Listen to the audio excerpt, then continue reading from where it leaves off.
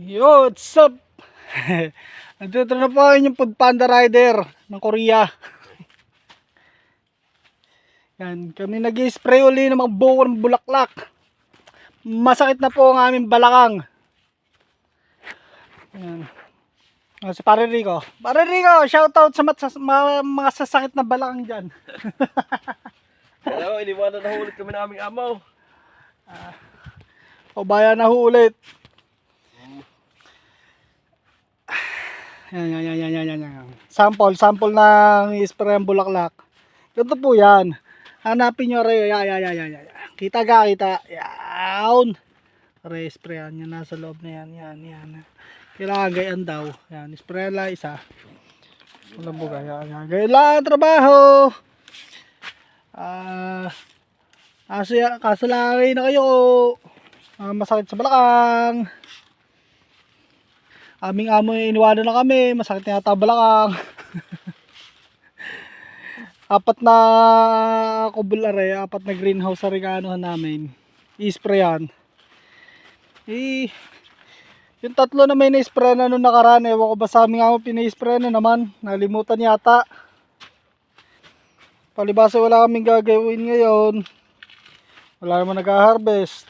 Wala kami kakahon, maalaman na pa mamaya kung may mag-harvest. Sabi alas 11 raw kami babalkan. Nang ko pa gagawin din Ang aming amoy magkaiba ang babae sa lalaki. Ang babae mabusisi, yung lalaki gusto lagi nagmamadali, hindi namin alam kung sino susundin. Ang turo nung lalaki sa amin 1, 2, 3 lang daw mag-spray. Magdaw spray lahat at makakasama dun sa mga hinog na. Saka yun dun sa mga malalaki na, syempre matutuluan. Rin naman si babae, gusto i-spray namin sprayan. Pero iiwasan daw na matuluan yung mga hinog. At yung medyo medyo malalaki na. Tsaka may pinatatanggal sa amin. Yan. Pagka gayaan pipitasin daw yun, tatanggalin dahil masama raw ang tubo niyan. Yan. Tapon yan. Yan.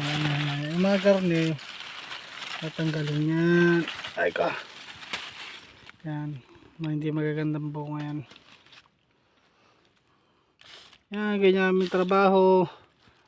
Parang may ilang araw namin tinatrabaho garne. Kahapon naglinis kami ng aming pagawaan.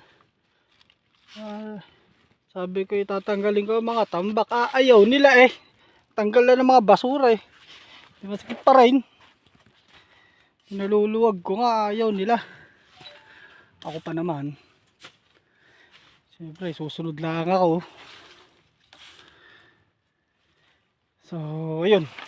Mamaya hindi ko alam kung anong gagawin namin. Bahala na sa Batman mamaya. Yung umorder ng Food Panda, tapusin ko lang to, di-deliver ko yung pagkain mo. Shoutout sa'yo. Peace yo.